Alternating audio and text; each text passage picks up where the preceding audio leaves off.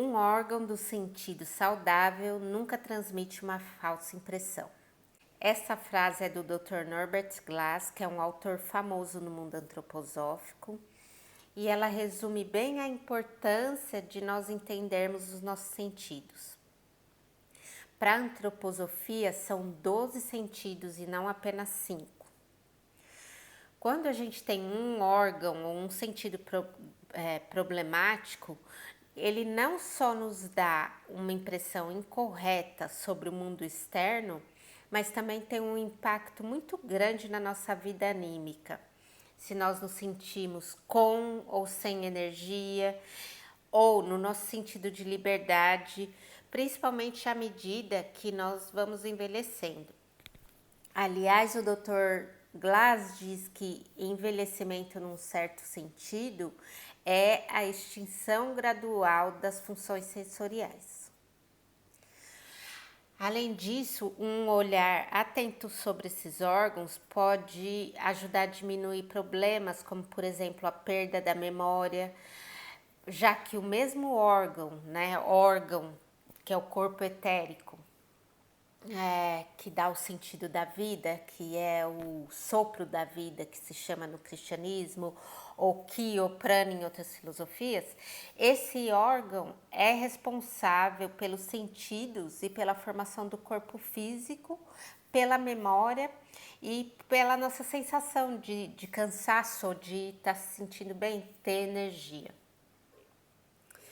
Bom, uma das coisas que a gente precisa prestar mais atenção à medida que envelhece é se nós estamos nos identificando demais com as limitações do corpo.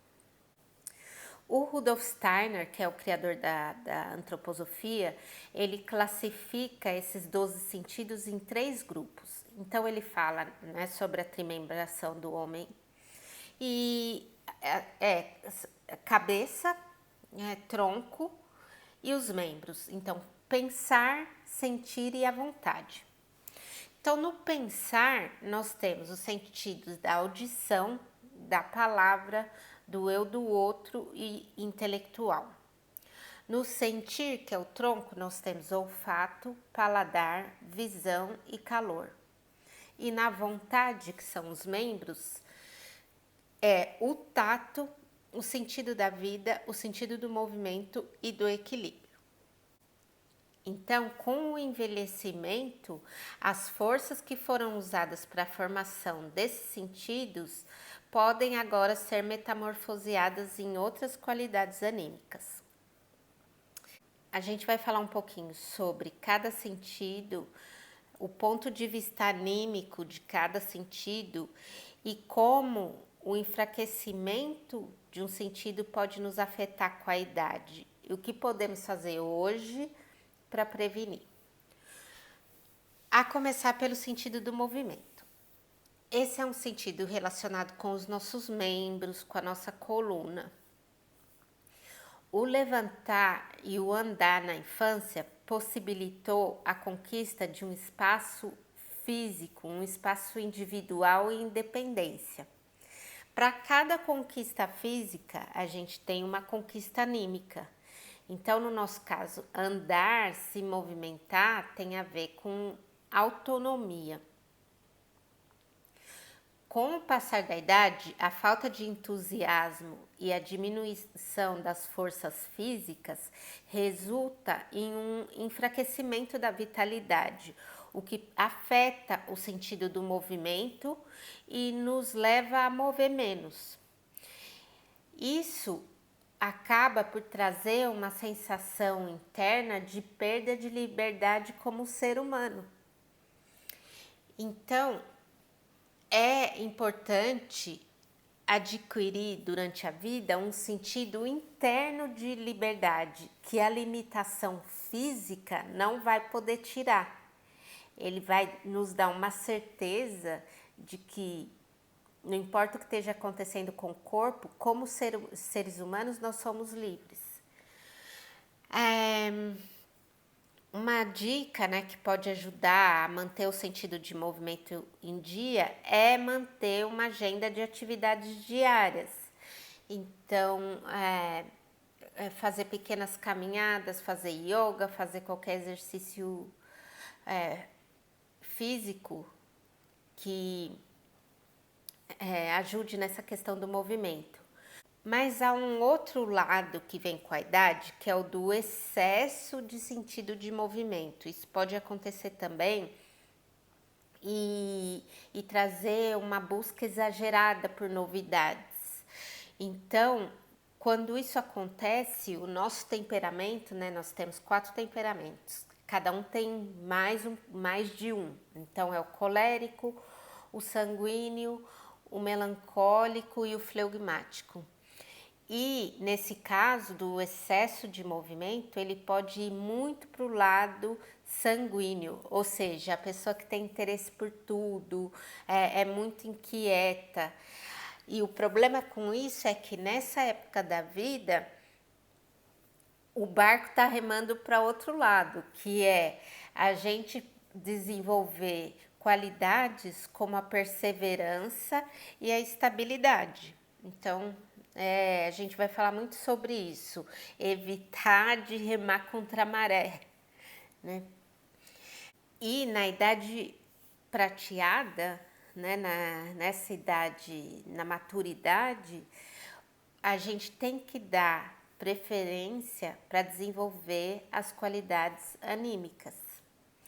Então é como se a gente quisesse plantar erva no inverno, não vai crescer. Não adianta a gente querer ter interesse por tudo, porque a gente só vai se cansar. E uma das melhores coisas que a gente pode fazer por nós na maturidade é exatamente diminuir o ritmo. Porque as forças que estão ajudando o nosso corpo, que estavam, né, ajudando o nosso corpo físico, elas diminuem exatamente para que a gente possa desenvolver essas forças anímicas, né? Tá, agora a gente vai falar um pouco sobre o sentido do equilíbrio. O sentido do equilíbrio é aquele que nos permite nos orientar num determinado espaço. Ele proporciona um sentido de segurança em relação ao nosso entorno. E é um sentido que está muito ligado ao do movimento. Porém, a autonomia, que é a qualidade anímica que a gente ganhou com o movimento, ela agora é levada a um outro nível, um nível que é espiritual. Para ficar fácil entender isso, quantas vezes a gente não usa a palavra equilíbrio para nos referirmos a um estado anímico, né? Então, à medida que a gente vai envelhecendo, é como um equilibrista ali na corda. Ele tem essa relação com o seu entorno, mas ao mesmo tempo ele tem uma independência em relação a ele, em relação àquela matéria à sua volta.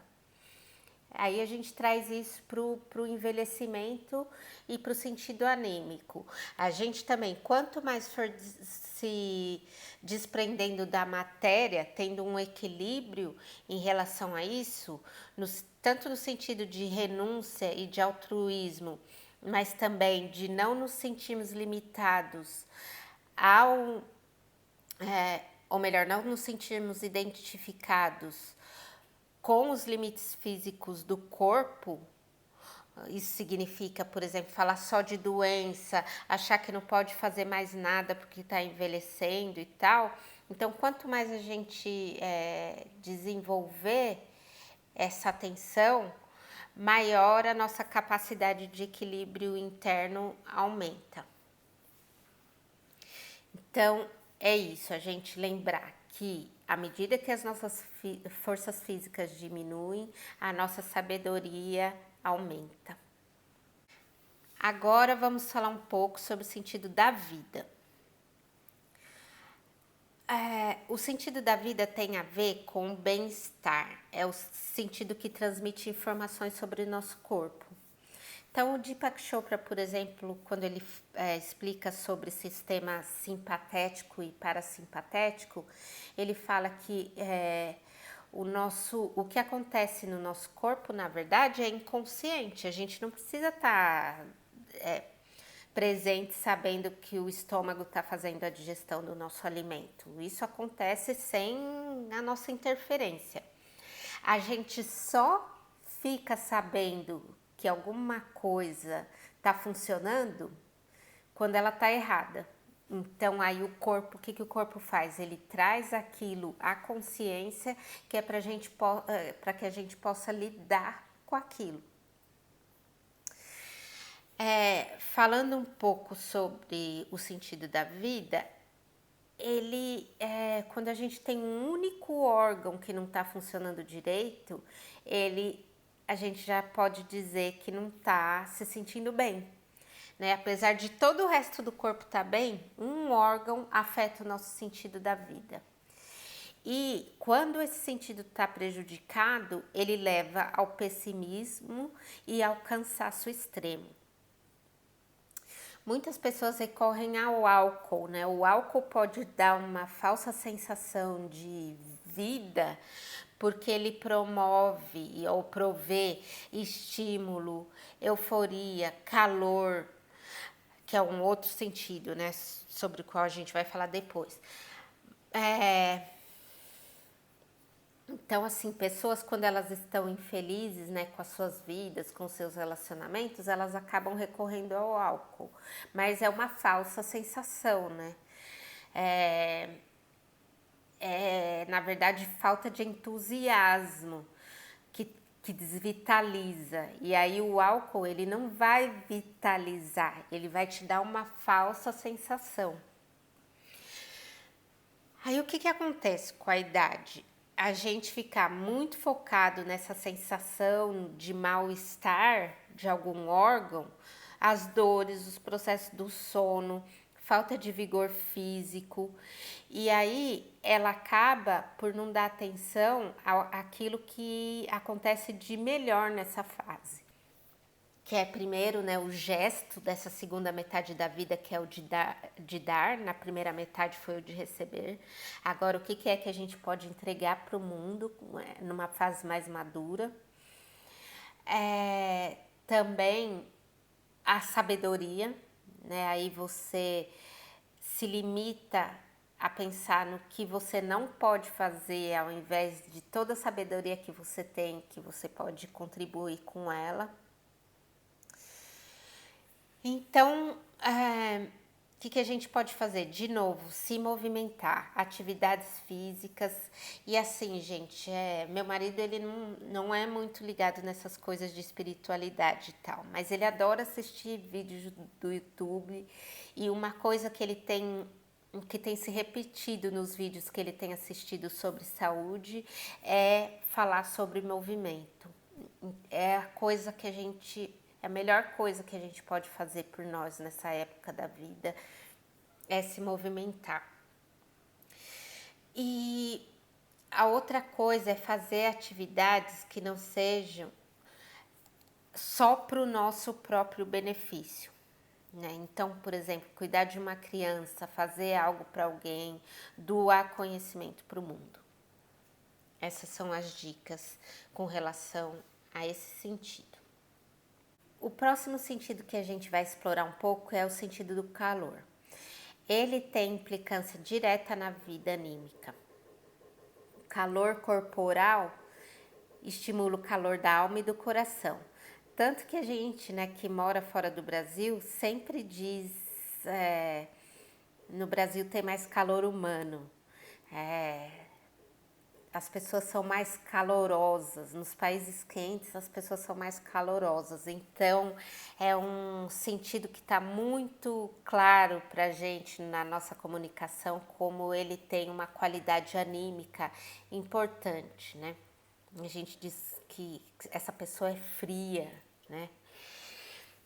Então, quando o sentido do calor está enfraquecido, ele pode levar à frieza dos sentimentos. Fisicamente, ele leva a doenças como reumatismo, dores nas costas, no pescoço, pneumonia e assim por diante. Então, assim como o corpo não aquece tão facilmente na velhice, a alma também não se enleva ou se choca com tanta facilidade à medida que a gente vai amadurecendo. Mas pode acontecer o contrário também. Por exemplo, uma pessoa com temperamento colérico ou com acúmulo de vontade intensa, né, de agir, de ação, de querer, acaba resultando no calor no corpo. Então, se na maturidade essa pessoa não tiver, não fizer um bom uso dessa vontade, esse calor é acumulado no corpo, principalmente na cabeça e no pescoço. E aí a gente tem os calores da menopausa, aquela pessoa que precisa sempre de ar fresco na casa, a janela aberta, tá sempre se sentindo muito quente, dormir com a janela aberta e tal. O resultado anímico do excesso do calor é a irritação. E a qualidade que a gente precisa para balancear isso é a paciência. O Dr. Glass diz que se a alma for capaz de se tornar mais independente das pressões do corpo, resultará na retenção do calor moral.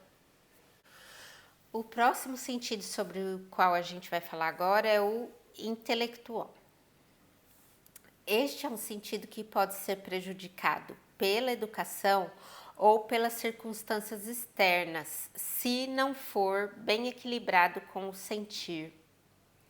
Por exemplo, atividades artísticas ou com querer, caminhadas, exercícios físicos. Se esse sentido intelectual for estimulado muito cedo, ele pode ocasionar a perda precoce de memória e problemas neurológicos conforme a gente vai envelhecendo. Como fortalecer esse sentido? Através do silêncio interno ou contemplação, para que essas ideias não fiquem só nesse nível do pensar, mas que elas penetrem o nosso ser. Né? Então, tem uma frase que diz que cada ideia que não se torna ideal mata uma força na nossa alma.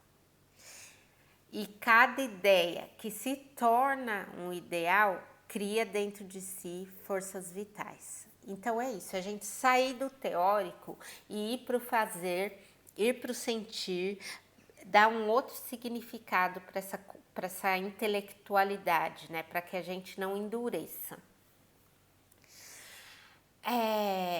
Quanto mais o sentido da ação, desculpa, o campo de ação da pessoa ficar restrito, mais comprometida fica a capacidade de assimilação de novas ideias. O Rudolf Steiner, ele tinha uma sugestão, inclusive, quando a gente precisava aprender alguma coisa, fazer isso andando. Então, ler, vai decorar alguma coisa, você andar enquanto lê, porque isso facilita a assimilação da ideia. E isso é um pouco similar com o que acontece com o sentido do paladar, né? Então, quanto menos variedade a gente tem na nossa dieta, menos coisas novas a gente quer experimentar. Então, é a mesma coisa. A falta de aceitação de novas ideias, ela traz um saudosismo, que não é muito saudável, né? Porque a gente fica querendo que o mundo seja de um jeito que ele era quando a gente conseguia compreendê-lo. Agora falamos sobre o sentido do eu do outro. Esse é considerado o sentido mais elevado dos 12 para a antroposofia. É o que nos permite aproximarmos de outra pessoa. Então, quando a gente encontra outra pessoa, a gente usa pelo menos três sentidos. O da audição, audição não mecânica, né? Que não é aquela da gente escutar um rádio ou uma televisão. O da audição, o da palavra e o sentido do eu do outro. Esse sentido é imprescindível, principalmente para quando a gente encontra pessoas que vão ser decisivas no nosso destino. É necessário que essa conexão esteja ali para que a gente possa receber as mensagens, os recados que a gente tem que receber e se conectar com essa pessoa da maneira que é necessário que a gente se conecte, né? E esse sentido, quando enfraquecido, é um pouco como sentido intelectual. Só que ao invés da gente comprometer a assimilação de ideias, a gente compromete a assimilação de pessoas.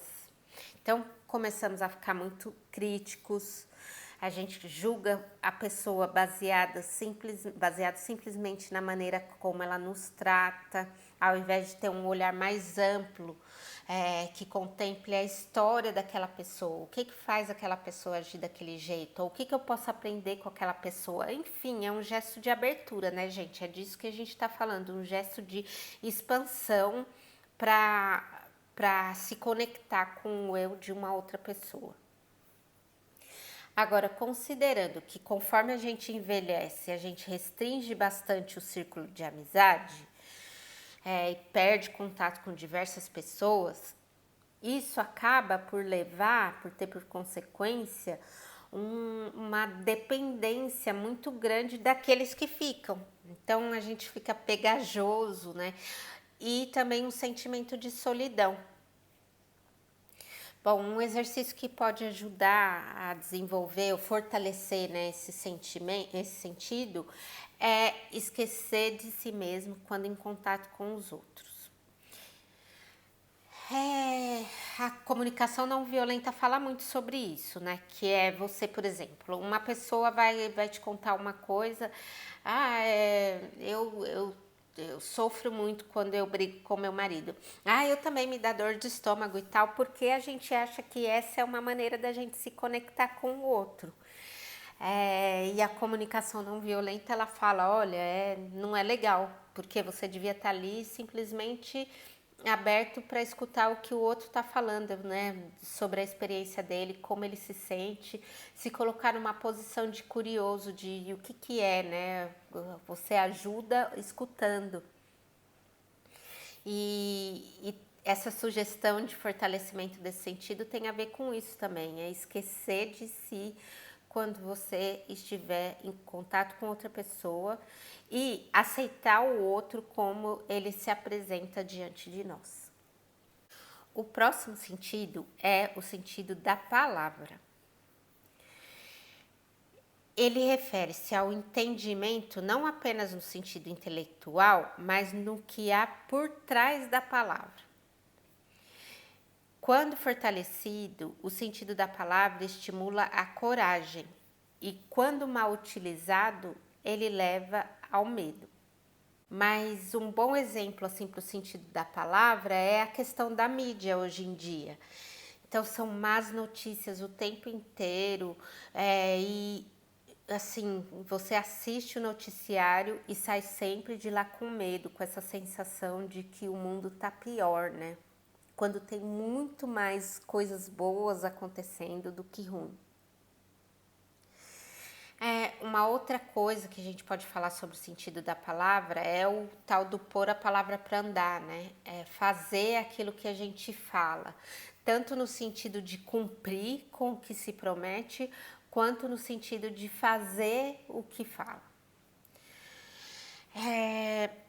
Então, a antroposofia dá alguns exercícios, né? Um deles é ler em voz alta. O outro é a euritmia, que é uma espécie de dança na antroposofia, né? Em que a palavra, né? Você meio que coreografa a palavra, né? Isso que a euritmia faz. Eu tenho uma amiga que estudou antroposofia comigo na Suíça e ela teve um aumento de peso muito grande devido a um problema hormonal. E aí ela fez uso da euritmia curativa e ela foi orientada por uma euritmista que até já faleceu a fazer letras com o corpo. Então, né, isso seria um A, tem um jeito certo de fazer, tá, gente? Isso seria um A, você faz os braços semi-abertos e as pernas também semi-abertas. Ela tinha que pular enquanto fazia o A, enfim, ela seguiu aquelas instruções muito disciplinadamente e o corpo dela se transformou de uma maneira assim impressionante. Então, e olha que ela já passou agora por uma gravidez, o corpo dela nunca mais voltou ao que era, né? E assim, não é por uma questão de estética, era questão mesmo dela se sentir saudável mesmo, bem consigo mesma, sabe? Então, para vocês verem, né, o poder da palavra. E agora a gente pode falar um pouquinho sobre os sentidos que a gente já conhece, né? Mais sob a luz da antroposofia. Na verdade, o perigo do tato, sob uma visão mais ampla, é da gente se tornar egoísta. Porque tudo tem a ver conosco, como a maneira que a gente experiencia outra coisa, né? Então, tudo se torna muito subjetivo. Então, um exercício que a gente pode fazer é, ao invés de tocar algo para experimentar a nós mesmos, fazer para esquecer de nós mesmos. Então, é dar espaço para aquilo que a gente está tocando se mostrar. Então, pegar essa xícara de chá aqui e pensar na natureza dela, que ela foi feita, né, de barro, o barro que saiu da terra, quantas pessoas que trabalharam nela, né, a pessoa que moldou essa xícara, daí o forno que né, preparou isso pra gente, a pessoa que pintou, olha cada detalhe lindo que tem aqui, ó, isso aqui é alto relevo, parece um bordado, né? Então, é a gente ali se tornar um com aquilo que a gente tocou, né? E com tudo que está envolvido naquilo que a gente tocou. E isso só acontece quando a gente tem respeito por aquilo que a gente está tocando. Como quando você toca um instrumento, né? Você não toca aquilo, você tem uma reverência ao tocar um instrumento. Você tem um amor, né? E ali você supera o corpo e vai para um nível anímico do toque. Aí o próximo é a audição. Esse estimular do ouvido, ele sempre leva a uma reação. Por exemplo, você escuta uma música e balança o pé, por exemplo, ou você escuta um barulho e olha para trás para ver se alguém chegou. Então, você não escuta a coisa e não reage, né? Agora, isso na pessoa madura, à medida que vai se perdendo o senso da audição, então você começa a perder a objetividade da percepção. Olha só que interessante, né? Você começa então, por exemplo, a confundir a sua limitação física com questões anímicas. Então, você deixa de confiar no mundo e começa, por exemplo, a achar que as pessoas estão falando mal de você. Você começa a confundir sons que vêm do mundo externo, então começa a perder a confiança, tanto na sua própria audição, mas também na sua percepção das coisas, né? Agora, uma coisa que a gente pode fazer, e eu posso falar isso porque eu tenho problema de audição, né? Eu uso aparelho, na verdade, eu perdi 30% da minha audição. Então, é exercer um maior cuidado ao interpretar aquilo que a gente ouve. É a gente falar mesmo, gente. Eu também tive dificuldade de falar no começo. Hoje em dia eu falo, olha, eu tenho problema de audição, eu acabei de falar para vocês. E esse é o primeiro passo, é a gente admitir e depois não culpar o outro pelo nosso problema, mas quando a gente compartilha, né, e se abre para dúvida, daí a gente se eleva moralmente a essa limitação física. Também a outra coisa que a gente pode fazer é segurar as reações, né? Como eu falei, ouvir é reagir. Então, animicamente, segurar as reações. Não como uma criança mimada que, não vou interagir com você, não vou responder com você, para você, mas como alguém que está tentando entender o que aquela pessoa trouxe para ele, o que aquele barulho trouxe para ele, né?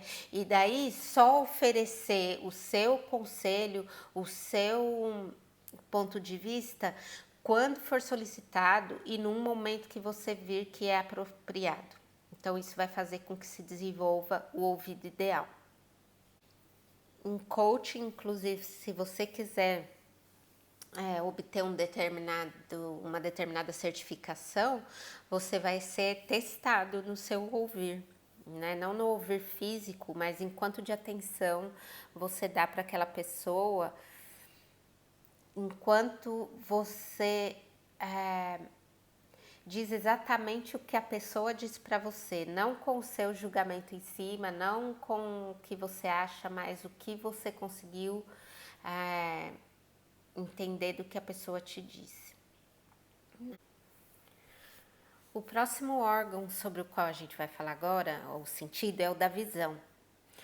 Então, a visão para a antroposofia é o órgão da satisfação e da paz. Da mesma maneira que a gente pode ter alucinações com a audição, a gente pode confundir imagens que vêm do mundo interno com imagens que vêm do mundo externo. E aí se tornar uma pessoa medrosa, né? Que desenvolve medo de andar por si mesmo. O Norbert Glass fala sobre a questão de a pessoa com deficiência visual ter a sua constituição afetada, né? Então, a falta de calor que viria através da córnea, né? De luz, né? Que viria através da córnea, afeta a constituição. Então, para a antroposofia, como esse é o órgão da satisfação, a gratidão, estar satisfeito com aquilo que você tem, ele é o antídoto, né, para essa má visão, para essa alucinação. E agora a gente pode falar um pouco sobre o olfato, que é o que nos conecta com o nosso meio ambiente, né?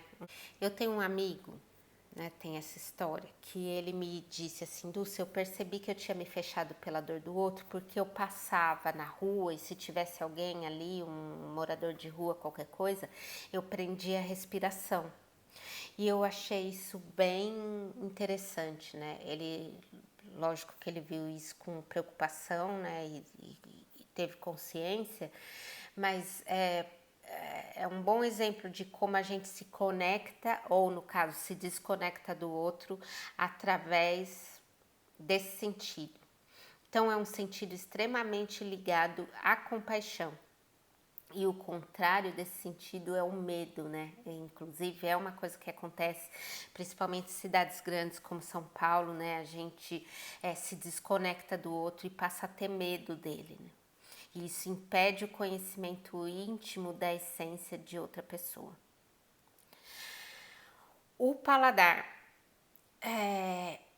O paladar acontece o que eu falei um pouco antes, né, que é a gente não diversificar, não aceitar a variedade de sabores e que atendem às necessidades orgânicas do nosso corpo, né? A Ayurveda, por exemplo, fala de 5 sabores, o amargo, o doce, o ácido, que você tem que ter isso, todos os 5 nas suas refeições.